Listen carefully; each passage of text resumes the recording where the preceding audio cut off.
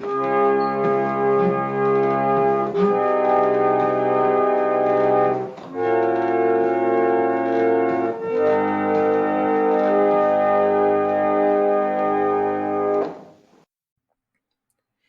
and welcome to Ipsy Dixit, a podcast on legal scholarship.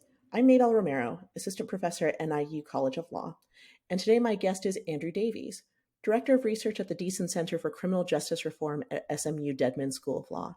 And today we're going to be talking about his paper, Gideon in the Desert, an empirical study of providing counsel to criminal defendants in rural places. And this was published last year in the main Law Review Symposium issue, addressing law and rurality. And I remember seeing him present this work at that symposium, and it's fantastic. So thank you so much for joining us today, Andy. Thank you, Maybelle, for your kind words. Much appreciated.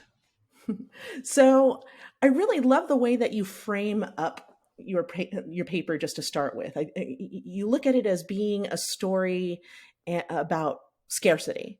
And you start with talking about the biblical story of Gideon. So if you could just give an overview of that for our listeners real quick, those of us who might not be super familiar with that story. Sure. I mean, so I struggled for a title for this paper just because Gideon and the language of Gideon has been used and reused so many times in law review titling of paper contexts, and so if you want to use the phrase justice for all or justice denied or something like that, or really justice anything or indeed anything justice, these have all been kind of used to death.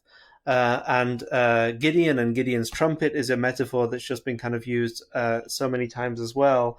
And so I was looking for like a new usage, and I didn't know the story of Gideon actually, and it turns out Gideon is the soldier who in the Book of Judges was told by God that his army with which he was preparing to attack a city, or an attack on a Midianite camp, actually, was too large. And God was concerned that if Gideon took his army, which at that time was tens of thousands strong, and attacked the Midianite camp and defeated them soundly, that his soldiers would believe that it was their own very great military might that had led them to prevail over the Midianites, and that it was not, in other words, God's blessings upon them which had brought them the victory. So he instructs Gideon to reduce the size of his army before beginning the attack. And that's what Gideon does. He has these two slightly esoteric kind of tests that he puts them through. First of all, he just asks anybody who doesn't want to really be a part of this, who's not really committed to the mission, to go home, and lots of them do go home. And then he has another really strange test, which is he goes and he takes them to some water to drink, and God instructs Gideon that anybody who cups the water in their hands to drink should be let go from the army, whereas the ones who lean down to the water and lap it with their tongues as a dog laps should be kept. And after Gideon does these two kind of tests, his army of tens of thousands is reduced to just 300 men. If I'm not mistaken, I believe that's what the text says. And at this point, God instructs them that what they should do is they should take torches and they should take trumpets and they should go to the camp at night, and they should, in effect, simulate an attack of a much larger army by blowing on their torches, blowing on their trumpets and opening their torches. And sure enough, that works, and the Midianites flee without even fighting at all. So this was a plan by God to make sure that Gideon and his soldiers understood that it was God bringing this victory and it wasn't their military might. So the way I pivot in the paper is by saying, this is really a story about scarcity. It's about making the use of very few resources. This is probably a slightly blasphemous interpretation of the text, but I certainly don't claim to be a biblical scholar. And this is and so it became the title of the paper became Gideon in the Desert, and that is also referencing this now burgeoning literature on the idea of the legal desert, which is really where this paper is kind of having some of its intellectual roots. The legal desert being this notion that there are places in this country where there are so few lawyers that there is in effect very little ability to kind of gain recourse to the law. And most of that work is written in the civil legal context, illustrating that because there are no lawyers, people can't get assistance with their legal questions. But in this case, and in this paper, I'm looking at access to counsel for criminal defendants in rural places, and kind of with this reference to the idea of Gideon in the desert, trying to open the question of whether legal deserts also affect criminal representation, and whether, in other words, notwithstanding the fact that criminal defendants are supposed to be entitled to counsel in kind of a uniform way across the country, it's still the case that in rural places that right is harder to come by because these are legal deserts. So that's a rather long-winded explanation of the metaphor that I was going for there. So this paper is really remarkable, I think, because it looks at this issue of scarcity. And it looks at this overview of challenges that rural counties have in providing public defense services and access to counsel to the indigent. But not all rural places are the same. And I think that's what's really special about this paper too, in that you take an empirical approach in trying to figure out why some jurisdictions are more successful than others at following the mandate that you see coming down from the Gideon decision. So where exactly did you go looking for data in trying to, well, not just trying, but successfully, from what I see, doing this work? Where did you incorporate data from? Well, and so that's exactly right, and I think I'm so glad that you sort of noticed the diversity that's sort of inherent in the analysis here, and I will talk about the data in a moment, but it's certainly a kind of a as an empirical piece, it's very important to understand that. While it's tempting to somehow complain that, the public defense or the indigent defense system across America is fundamentally broken, and the kind of homogenizing effect of that sort of a narrative is slightly problematic for empirical work, because the very important thing to be able to do empirical analyses is that we are able to compare places that have indigent defense or public defense systems that are objectively more successful, more well-funded, and doing a better job, and compare them to those that are doing a worse job. So it's very important to be able to use data to capture diversity in public defense systems, whereas the temptation of certain critics of public defense systems is usually to kind of try and tar them all with one brush and say they're all doing a bad job. These two narratives are not incompatible, actually.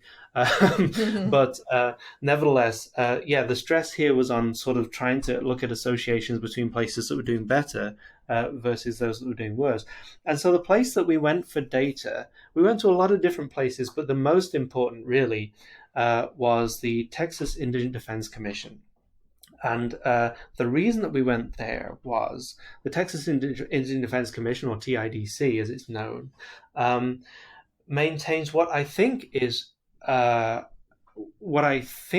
unique data set across the country, and it publishes it freely on its website, reflecting, among other things, the number of criminal defendants in every county in Texas, which were represented in years past by some form of appointed counsel or public defender, as a proportion of all criminal defendants.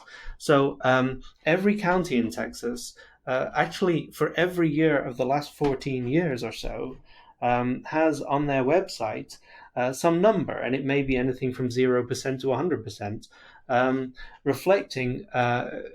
referring to the fact that among criminal defendants in that county, some percentage of them are represented by some form of court-appointed counsel. Across the whole state in misdemeanor cases, what we found in this study was that for the years 2016 and 17, the average was about 29% of misdemeanor defendants across all of the 254 counties in Texas were represented by some form of appointed counsel. But I would stress again this point of diversity, which is, yes, 29% was the average, but counties did go as low as 0, and they also went as high as, or very, very close to, 100% of defendants being represented by appointed counsel. So we got me and I should mention my co-author, Alyssa Clark, who was my research analyst back at New York State Office of Indigent Legal Services. But we got very interested in this particular metric because what this is telling you is, in some counties, if you're a criminal defendant in a misdemeanor case, and we did focus on misdemeanors, the likelihood that you'll be represented by some kind of court-appointed counsel is very high, and in some counties, it's close to 0. And so that just opens a question. Why is it that in some counties, people are getting access to counsel seemingly at very high rates, whereas in other counties, they're getting access to counsel at really vanishingly low rates? So I think many of us are familiar with the sort of Gideon, Argersinger, Scott line of cases and how they go about establishing some, this right to counsel if you're an indigent defendant, and some sort of effective assistance of counsel if you've been charged with, most crimes. There are some qualifications on that, as you know. But do this line of cases, do they set any real demarcation as to how states should satisfy requirements to provide defense to the indigent? I mean, because it sounds like you're talking about all these diverse ways that services are procured potentially, and diverse ways that different counties handle them, especially in Texas. We're talking about 254 different counties, I believe. So that's quite the undertaking that you were looking at. But there isn't any sort of hard standard out there to try to figure out, okay, has this county satisfied this requirement? Is there? No, there really isn't. I mean, there are standards of all kinds. Certainly, the court has, of course, laid out a few kind of, I would say, sort of perhaps outlying contours of, places into which indigent defense representation should not pass, and it then becomes unconstitutional. But really, the local governments in Texas, and which are entrusted with kind of designing, implementing, and delivering indigent defense services, have an awful lot of discretion about how they actually choose to do that. There is no, standard out there, for example, that tells them how much they should spend on these lawyers, or that they should spend anything on these lawyers.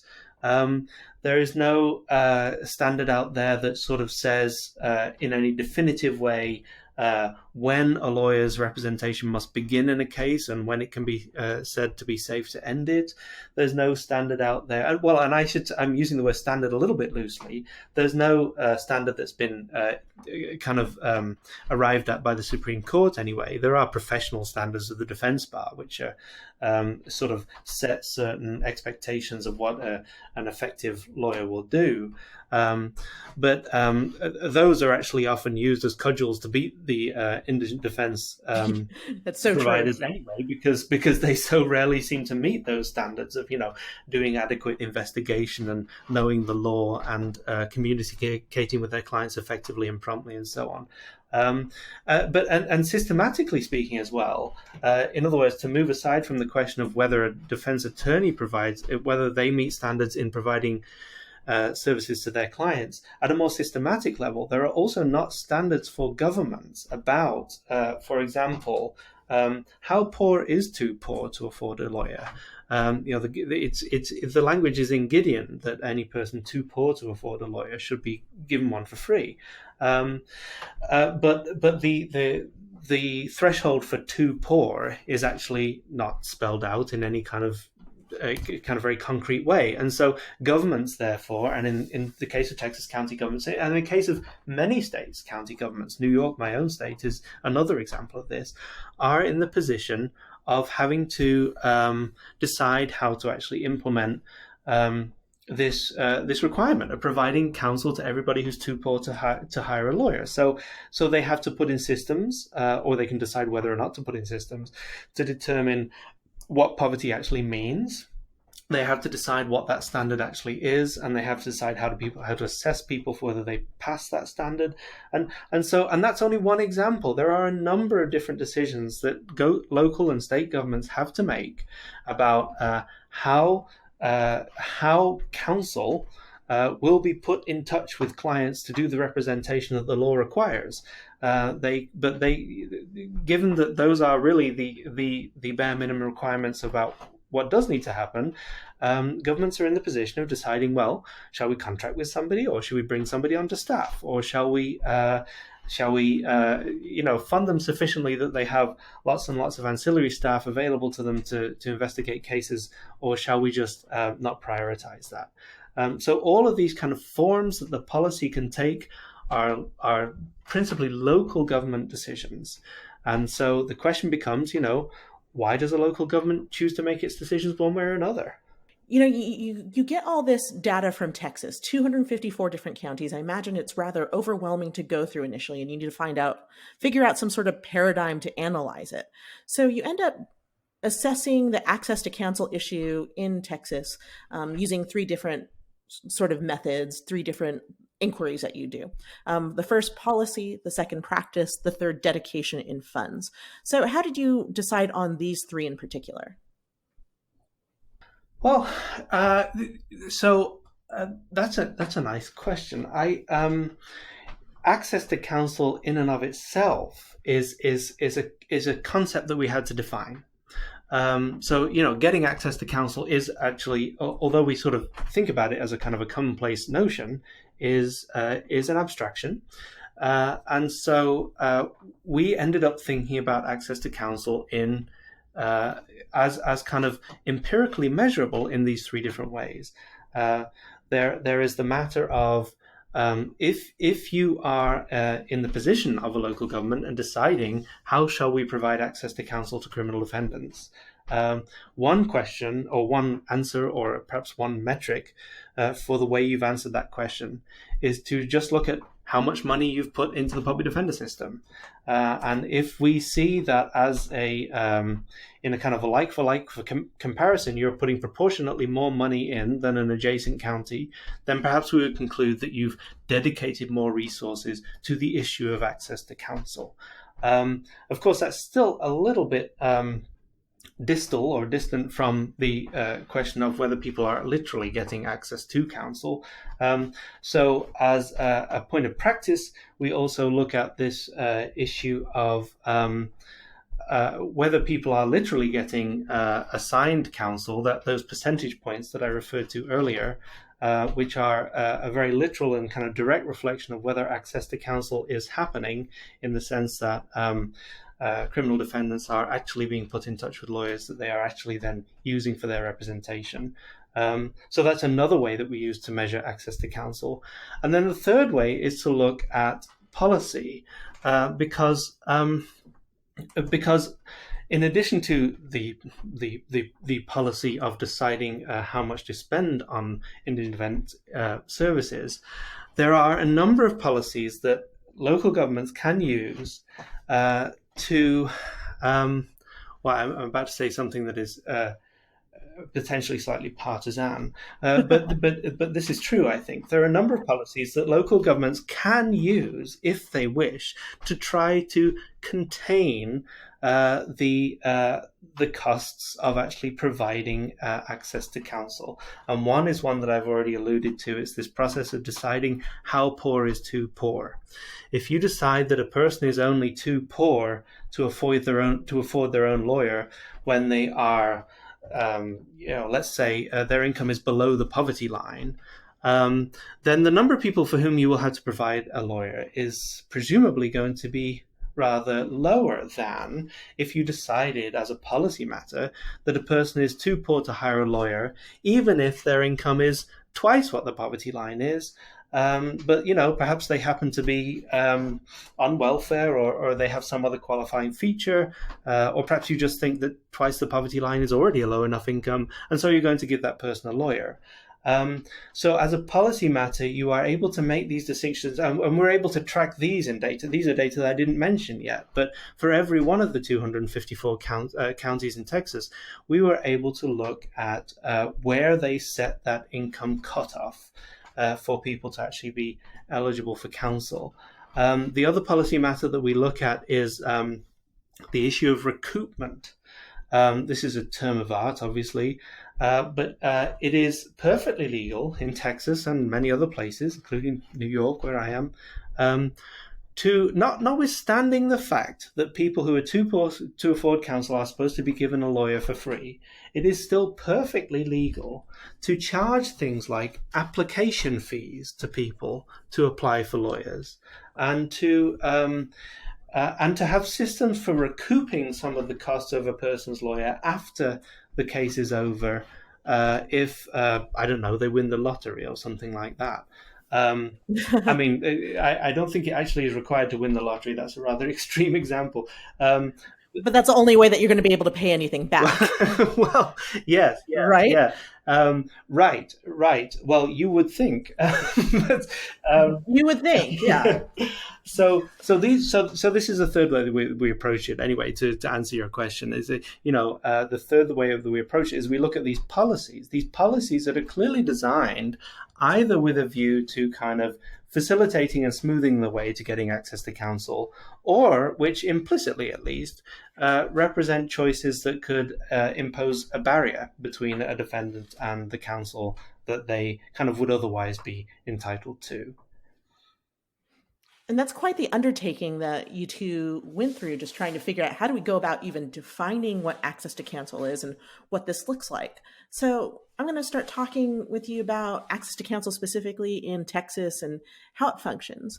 And you start going about trying to answer this question as to whether rural areas in Texas differ in terms of access to counsel from urban ones or from each other. But I have a quick question with regard to how you go about defining what rural is in your paper, because I always struggle with this whenever I write about rurality as well. Yes. Unfortunately, this is not a quick question.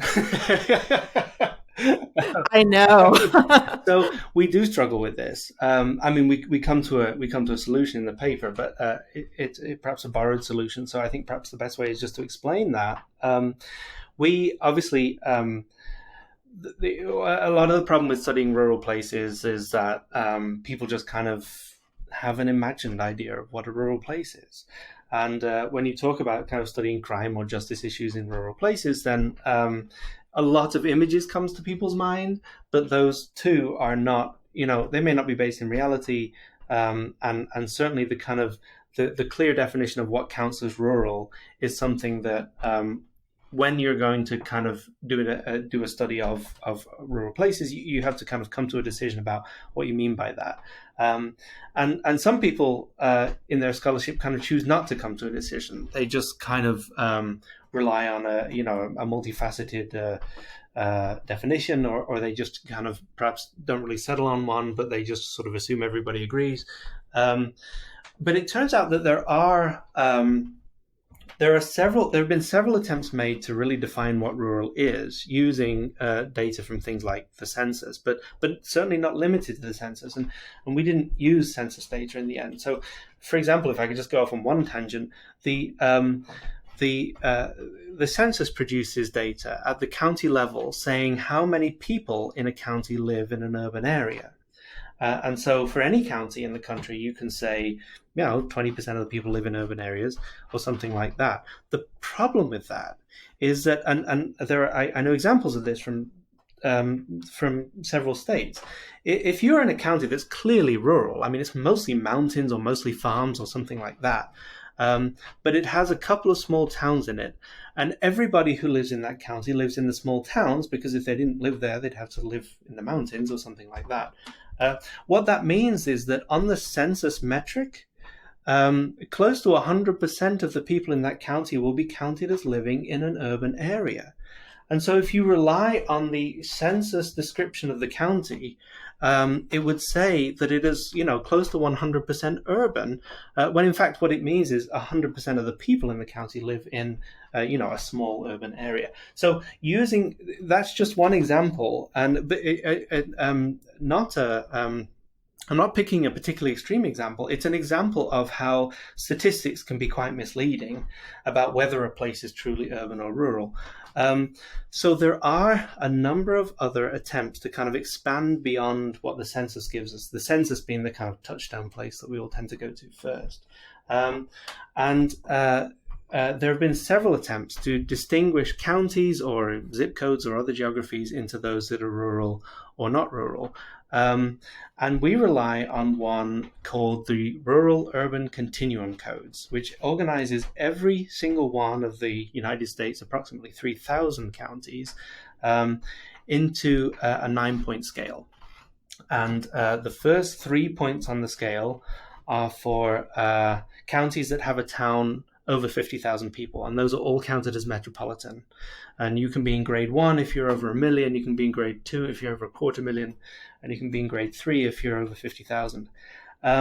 Everything that is in grades 4, 5, 6, 7, 8, and 9 are considered non-metropolitan counties, and this is the set of counties that we adopt as our set of rural counties. And non-metropolitan counties obviously don't have any town over 50,000 people in them. They have, you can be in 4 or 5. You can be at grade 4 or 5 if you've got a town of 20,000. You can be at grade 6 or 7 if you've got a town of 2,500. And you can be at grades 8 or 9 if you don't even have any town of 2,500 people. And then it further breaks down the counties into those dyads, that 4, 5, 6, 7, and 8, 9 dyads, are distinguished based on whether your county is adjacent to a metropolitan county and if more than 25% of the people in your county commute to that place to work. So we're really getting into the weeds here, but I just want to kind of give a sense actually of sort of the complexity of what's going on here, because it's important. So for example, if you're in grade 4 or 5, that means you can have a town of up to up to 49,999 people in your county.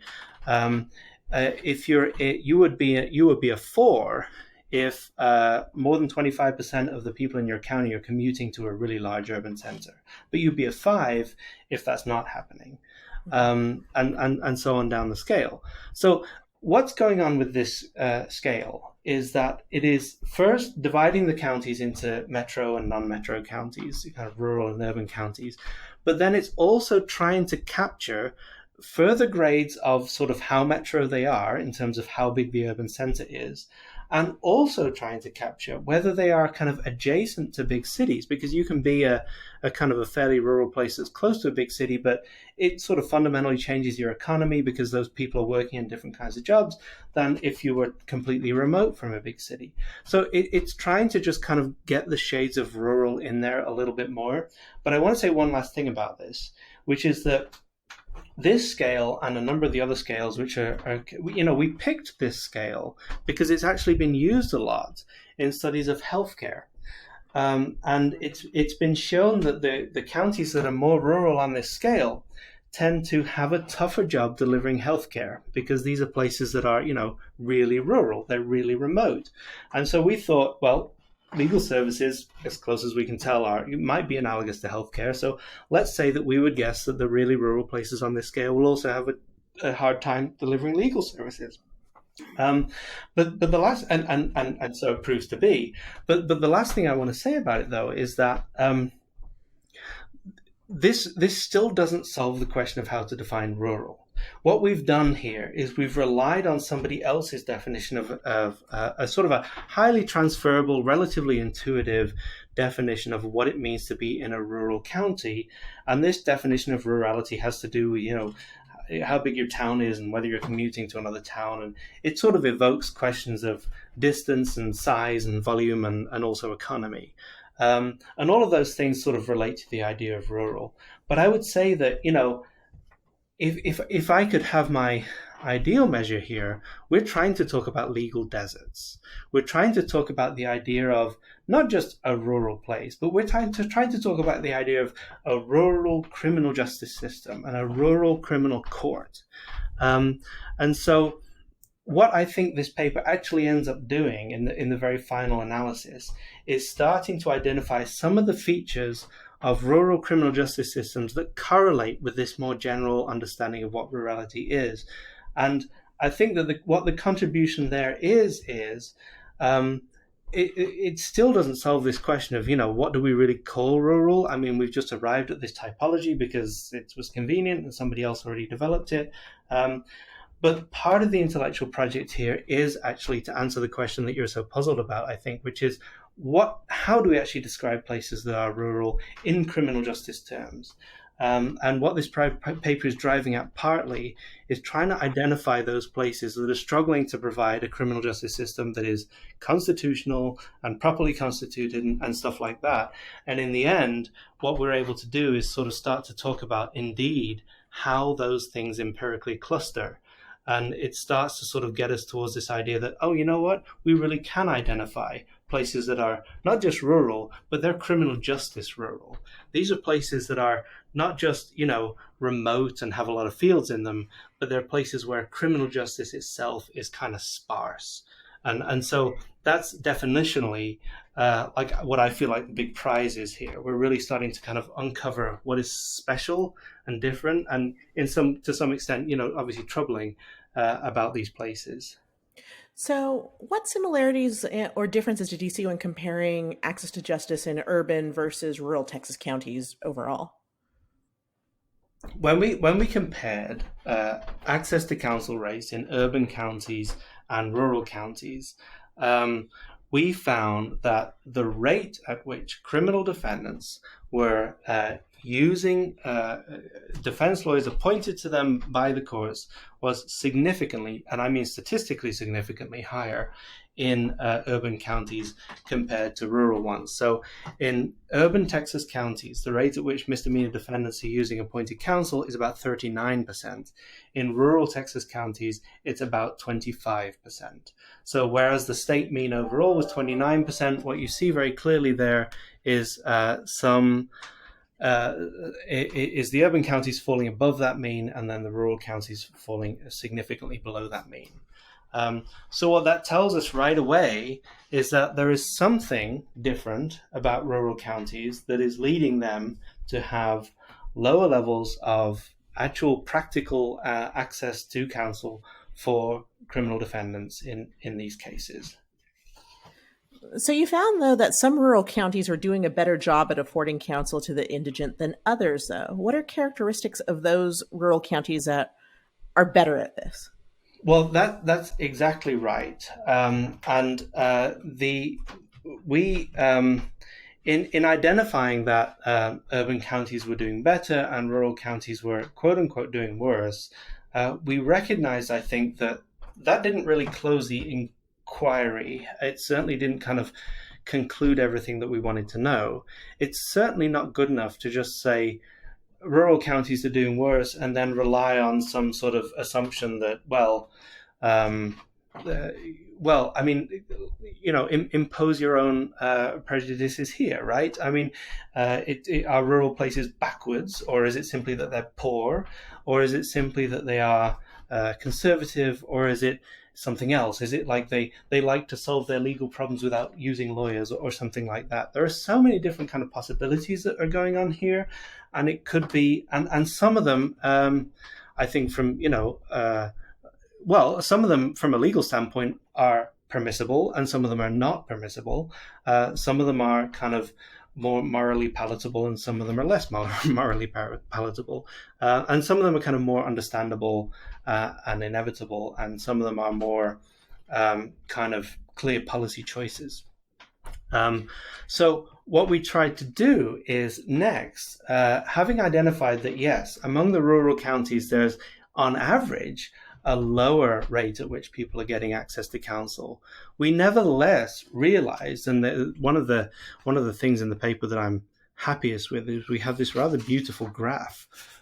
I find it rather beautiful anyway. This is one of the clearest empirical findings I've ever had in my career, which is showing the way not only that rural counties on average have this lower rate of access to counsel, but actually showing the way that the rural counties are distributed. across the range from 0% of providing access to counsel all the way up to providing access to counsel in 100% of cases. And obviously, because the average is down at 25%, it's strongly skewed in that direction. But what you see when you look at the graph is that there are some rural counties way out on the right-hand side. There are some rural counties here that are providing counsel to over 80% of misdemeanors. So the question for us became, how is it that rural counties in this set, which on average are doing worse in terms of access to counsel, how is it that some of them are in fact still succeeding? What is kind of distinctive about those places?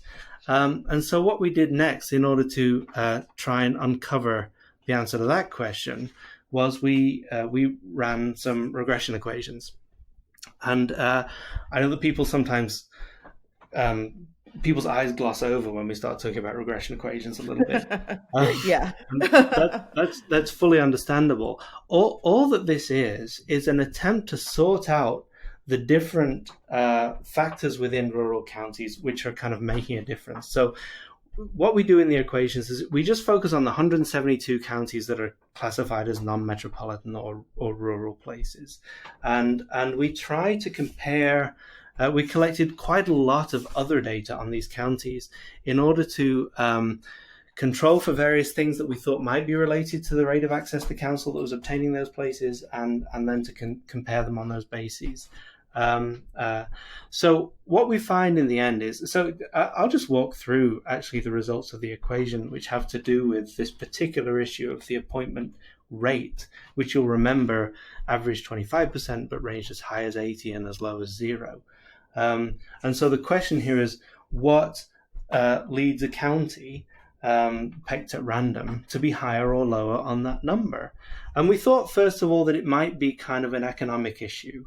So it might just be that the county has more tax levy going on, or something like that, and that it's therefore able to afford more public defense services, and so therefore the access to counsel rate is higher. We found that we controlled for that. We didn't find any relationship, so that didn't seem to be what was going on. We thought maybe that it could be to do with the median income of people in the counties, because separate from the tax levy, median income might be an indicator that you had a lot of poor people in the county who needed indigent defense services, and so therefore perhaps your access to counsel service, perhaps your rate would be higher or lower. But we didn't find any relationship there either. We looked at caseloads, we didn't find any relationship there either. And so these kind of economic and sort of just kind of administrative factors that we thought might account for why you'd have more or less access to counsel in places, they just weren't kicking. But then we came to things that are much more clearly kind of either structural about being in a rural place, or they are policy choices in and of themselves. So when we look, and this is still among the rural counties, bear in mind, but when we split the rural counties into counties that have any town over 2,500 people in them, versus those that have no town with 2,500 people in them, we find that the counties that have towns with more than 2,500 people in them are appointing counsel to people, to defendants in criminal cases, roughly 13% more often than those that have no town. Then we looked at the number of attorneys that live in the county, and we find that if you have very, very few attorneys or even no attorneys living in a county, then the number of people who are getting assigned counsel in criminal cases is significantly lower than if you have a higher density of population of attorneys actually living in a county. And then the last thing that I'd really highlight is, after controlling for many, many other factors, we also found that there are rural counties in Texas that have public defender offices. The phenomenon of whether a county builds a public defender office is an independently interesting kind of thing to investigate. But we find that when a rural county in Texas has a public defender office, it is 11%. It will assign counsel to criminal defense and misdemeanor cases at rates fully 11% higher. Now, bear in mind that the mean rate here is 25%. So adding 11 to 25% just by building a public defender office is a really significant increment. And then adding a further 13% because you happen to have a town locally that's over 2,500 people is another really significant increment. So what we're really doing with this equation is, while controlling for all these economic variables that we thought might account for something, we're really able to show that there are these independent effects having to do with whether there's an urban center locally, whether there are lawyers living locally, and whether the county has opted to build a public defender office, that are really strongly and significantly predictive of increases in the rate of access to counsel in those places. And I should note also that in this equation, we did control for other things that we thought might be going on. I mentioned the economic things. We also control for those eligibility policies that cut you off if you have income twice the poverty rate, and so on and so forth. We controlled for those as well, because in accounting for the rate at which people are actually getting counsel, we needed to somehow control for everything at once. We needed to see, is this an economic matter or is it a policy matter? Because if we simply say, these counties are doing better than the others, and we think it's because they built a public defender office, it would be very easy for a critic to come back and say, well, how do you know it's a public defender office? It could just be that they have more liberal access to counsel policies, or it could be that they're investing more in access to counsel. It could have nothing to do with that policy choice. Well, this regression equation, this regression technique allows us to statistically control for those things and take out the effect of the eligibility policy and take out the effect of local economics. And we're still left with this really strong and significant relationship between when a county decides to build a public defender office, this seeming increase or this certainly this kind of categorical difference, let's say, and we can get into whether I want to use causal language about this or not in a minute, but this categorical difference in the rate at which places with those offices are able to provide this counsel at clearly higher rates.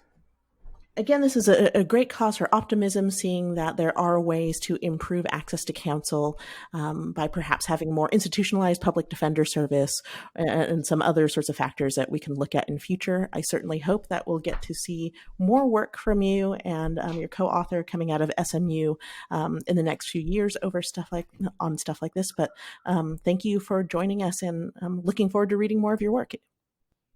Thank you, Maybelle. I should say one final thing, which is that we were very pleased just the other day to receive a grant from the Texas Bar Foundation to continue this research.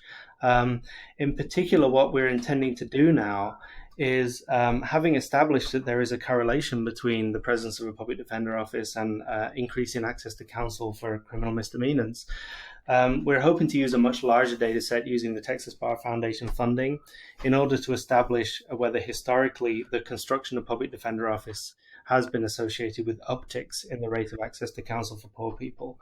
If we can establish that, and we can establish that there's a time ordering to that relationship, then we'll be one step closer to being able to give very concrete policy advice to counties around Texas about how they can improve access to counsel for criminal defendants.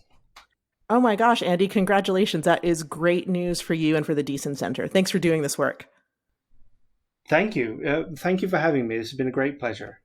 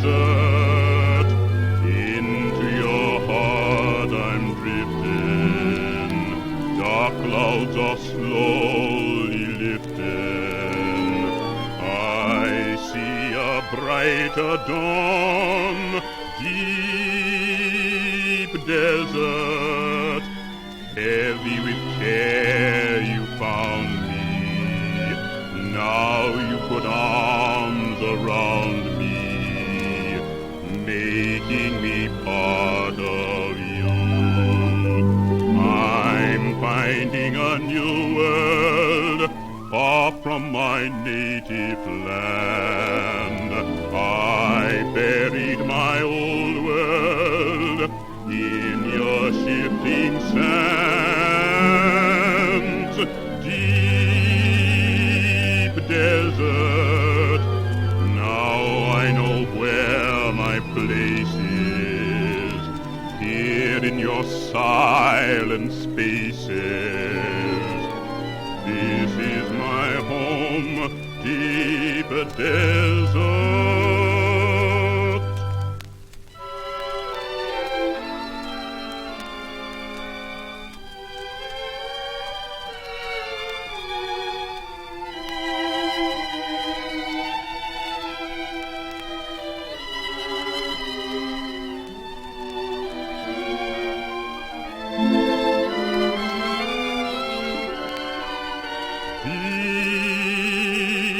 Desert, now I know where my place is, here in your silent spaces.